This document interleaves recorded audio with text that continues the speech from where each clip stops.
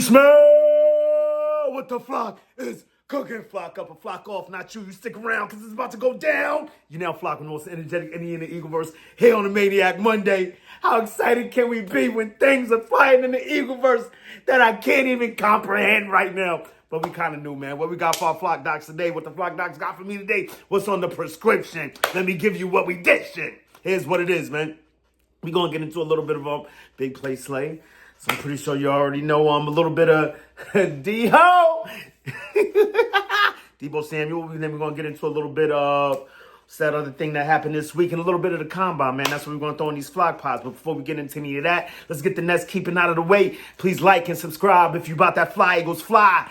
Drop a comment in that box if you flying with the flock, even if you not. Do remember, join that Maniac thing, Noti gang, hit that bell. You get a bang whenever I'm on this YouTube thing. And while that's the Maniac thing, let's keep the main thing the main thing. Hope this video finds you in good vibes. Fly will fly skies. If you're not there, I hope this helps you get there. Because we about to go there.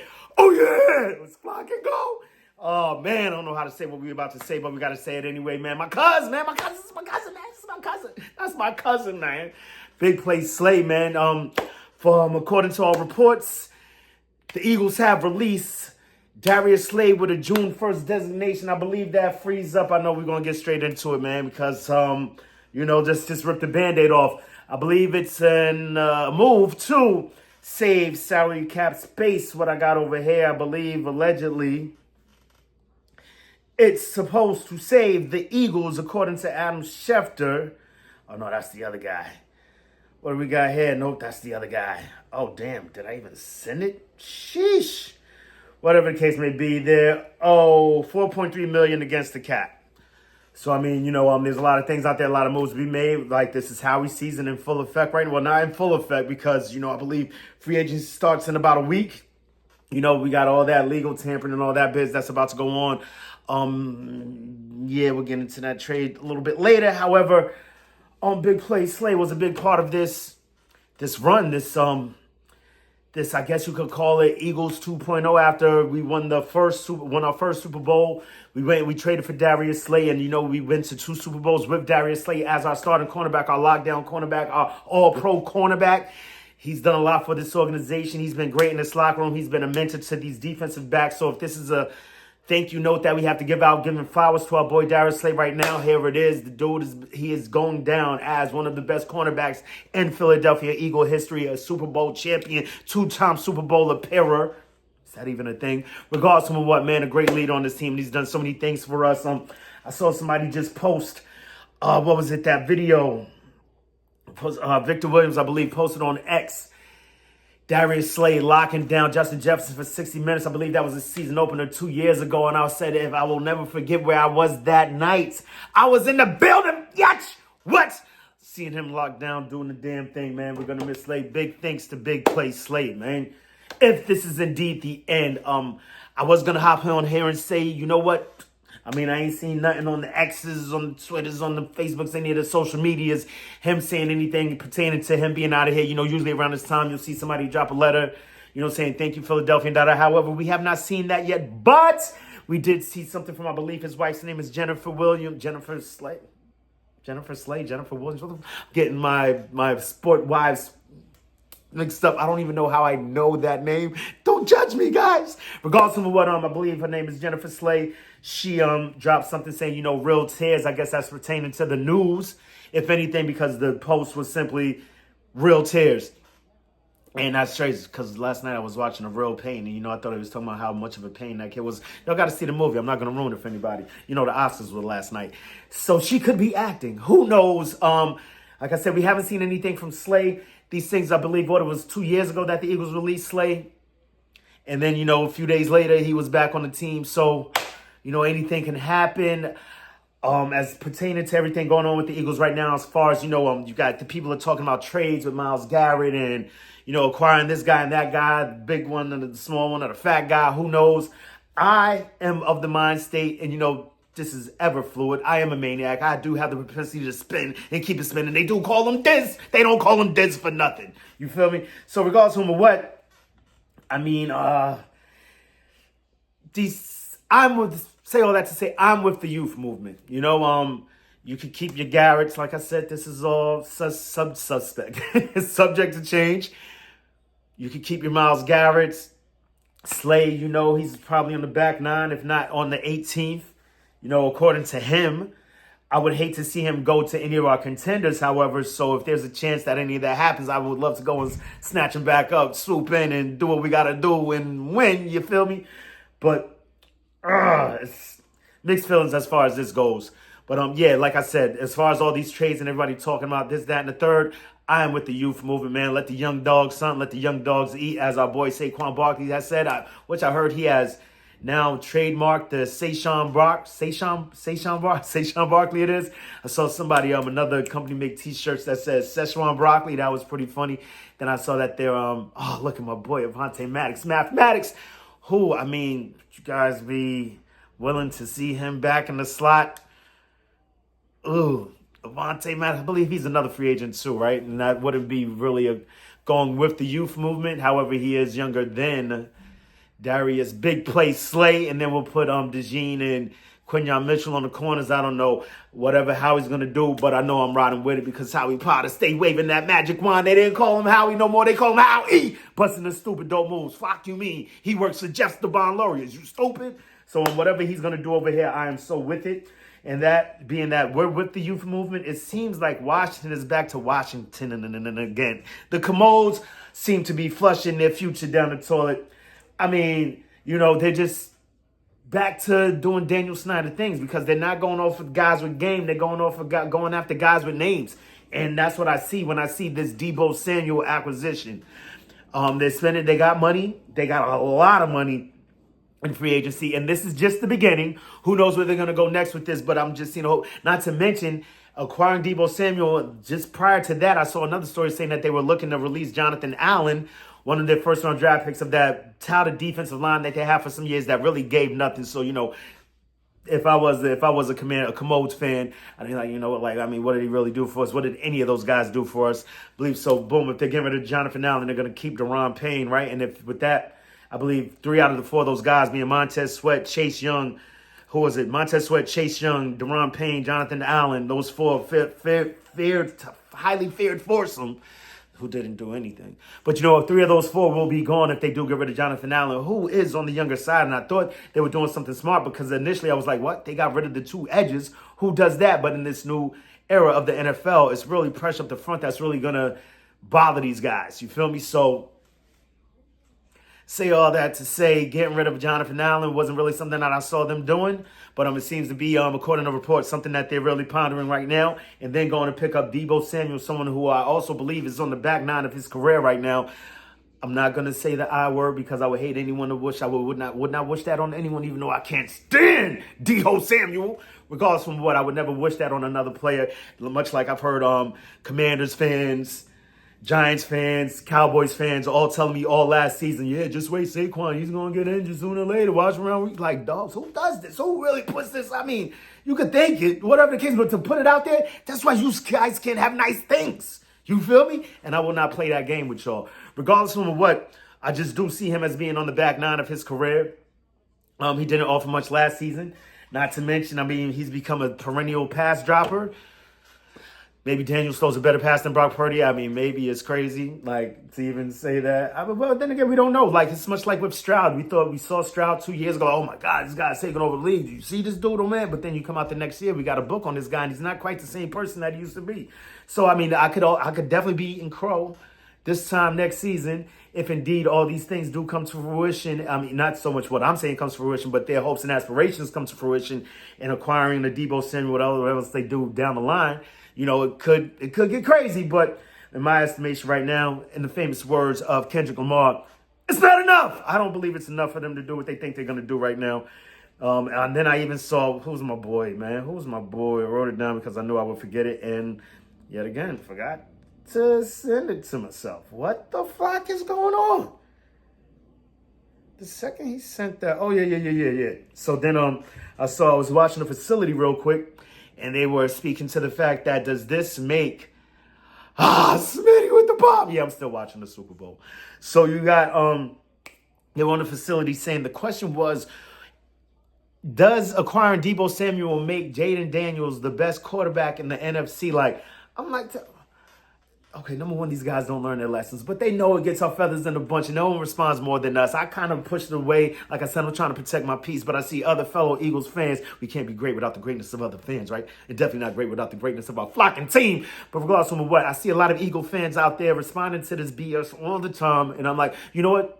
It wouldn't be us if we didn't, but I just chosen to step back, stay away, because it was something that Nick Wrong said a few months ago. Like, yeah, man, I live rent free in the Eagles. And look, I'm brought up his flocking name, even though I'm not clicking on his videos no more. I don't watch the show anymore. It's like, you know, they hang on my every word and da. Like, you're bugging. Nah, not me. I'm out of here. Get the flock out of my faces. You stupid. You weird beak nose bum. Get the flock. That was wild. I don't even know I went that route. It's not me. But you know, I think it's winning, man. This is what the winning does to me. I don't know if y'all know. I get a little belligerent, a little crazy.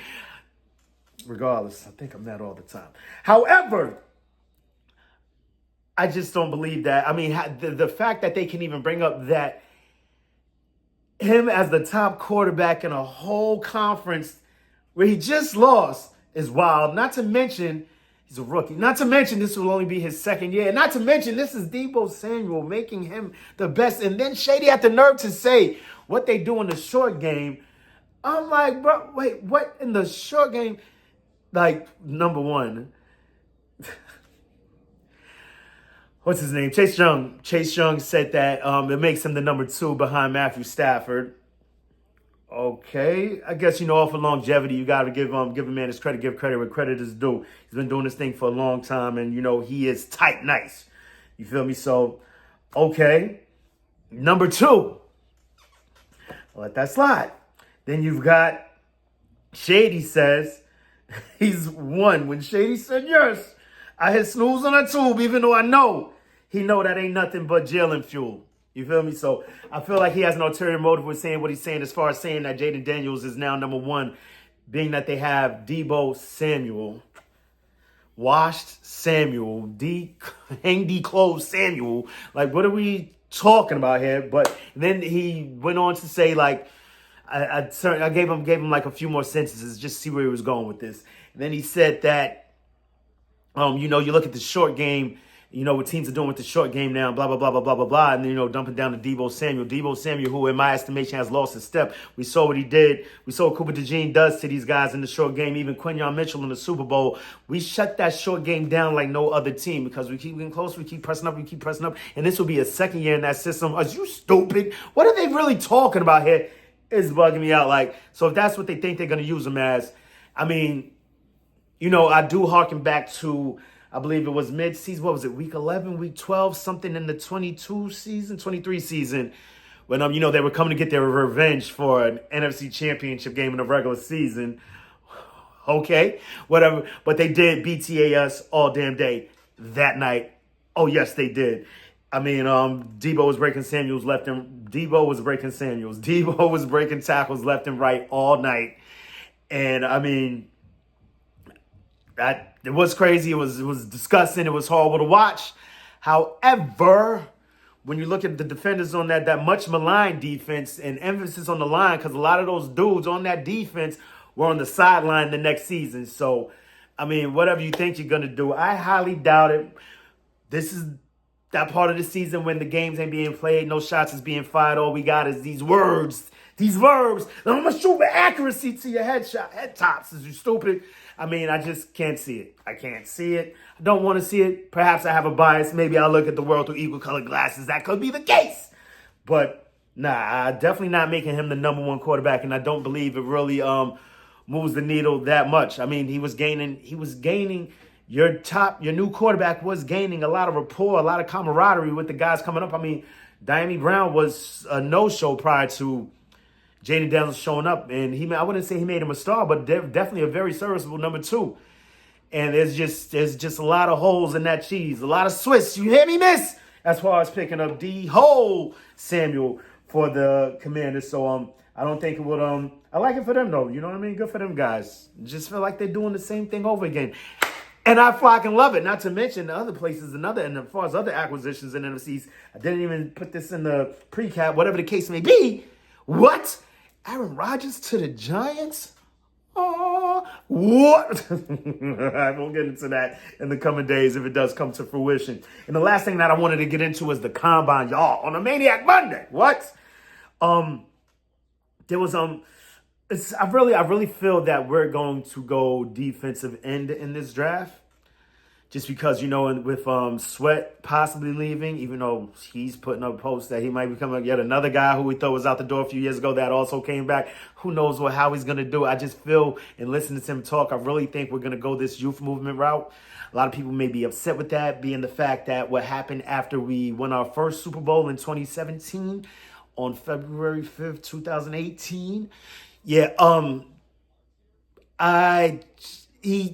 we clean. Well, a lot of guys are going to go. A lot of guys are going to get picked up after winning the Super Bowl. A lot of free agents. So, and I mean, a lot of people's like, look what happened the next year. Wasn't the best thing, but I believe he has learned from that and may learn how to tweak it a bit better. But I think they're still going to go the same route because when you look at it, I mean, he's here for a long time, not just a good time. And when you look at it, we've been to 3 Super Bowls in 8 years, and I'm not even going to get into that. Whatever how he does, I am with it because I would love a repeat. You stupid. But back to the combine. Just a few honorable mentions before I get into what I think we're gonna do defensive end. There were 2 wide receivers because football. As much as I'm a defensive guy, love the defensive side of the ball. I mean, that's how we were raised. Anyone that's been an Eagles fan since the late '80s, mid to late '80s. We got Buddy Ryan and all that. Even Ray Rose. Ray Rose a defensive guy? I think he was a defensive guy, but that was a bad era anyway. But then you think of the Jimmy Johnsons of the world, and defense and Weapon X and Reggie White and Clyde Simmons, and I could go down the list. I've done this on numerous occasions. But it's still a very offensive game, and we love the glam and the glitz of what the offensive side of the ball brings to the table. And just 2 guys, just off the time I stuck out. As far as I was watching the wide receivers, didn't really watch too much of the running backs because I'm like, we're probably not going out, even though it's a very deep running back draft. We may pick somebody on the deep end. I did see those Ohio State boys show out. As much as I hate Ohio State, I will snatch up an Ohio State running back in this second academy and definitely a wide receiver. I don't think I saw any of those.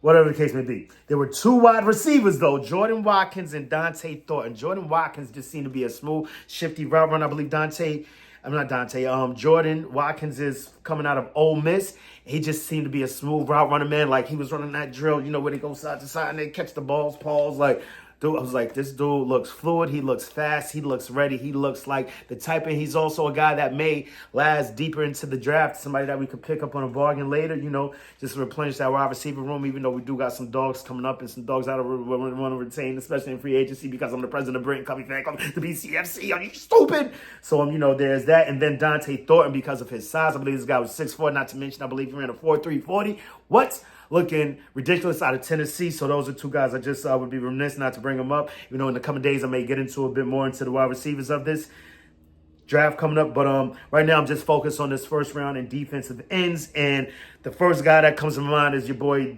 defensive end James Pierce. I believe out of Tennessee. I heard someone say out of Florida the other day, but we're all prone to make mistakes this time of season, especially someone like me who doesn't watch too much college football. So for me to point someone out is crazy. I'm wilding over here. But regardless of more, out of Tennessee, he got out there and ran a 4.47 40. I believe he didn't do too well on the high jump, but I mean, even though sometimes you do want these defenses on the hurdle guys, and you see Sweaty with the bad knees, but sometimes you just need a little step. He does a little step over, even though, but yeah, Sweaty's out of here. I'm gonna miss Sweaty, man. Sweaty was a big part of that locker room. But defensive end James Pierce, they took on also something about him having off the field issues. I believe something that happened in high school, or was that Mike Green? I believe maybe James Pierce has something with the ticket, not corresponding. I don't know. Regardless of what, it seems like to be something stupid. And we just have such a great culture, such a great locker room, such a great coaching staff, such a great organization. I'm finding out a lot of people say it like that lately, so I'm about to switch up the way. I'm an organization guy. You know what I'm saying? But organization. Yeah. Anyway, we have a great organization. Why can't I say organization? We have a great organization. And I believe, could supersede any off the field issues except for guys like Orlando Scandrick. But other than that, I think we can overcome things like that.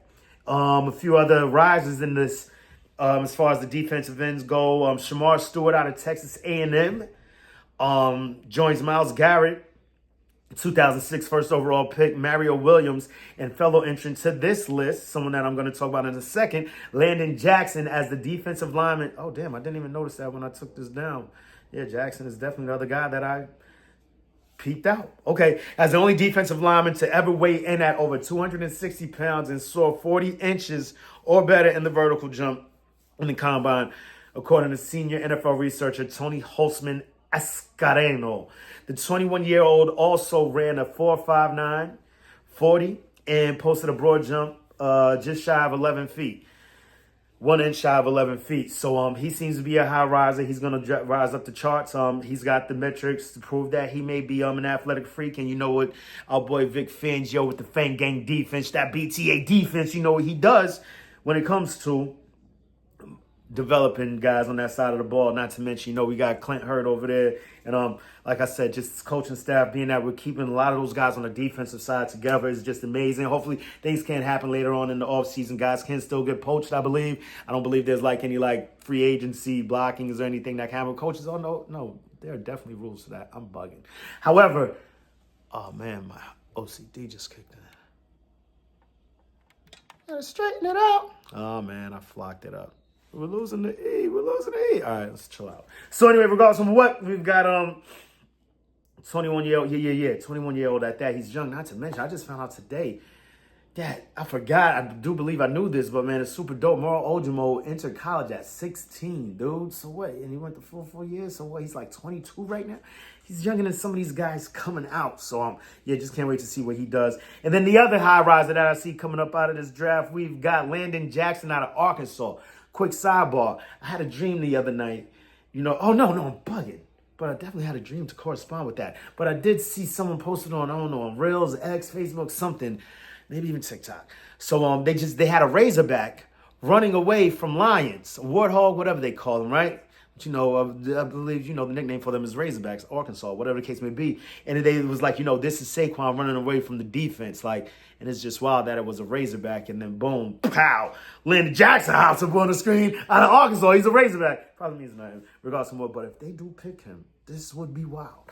However, so you got Jackson ran a 40-yard dash of 4.68. 10-yard split, 1.65 seconds. Well, growth rate results for the former Razorback, who came in at 6'6", 264.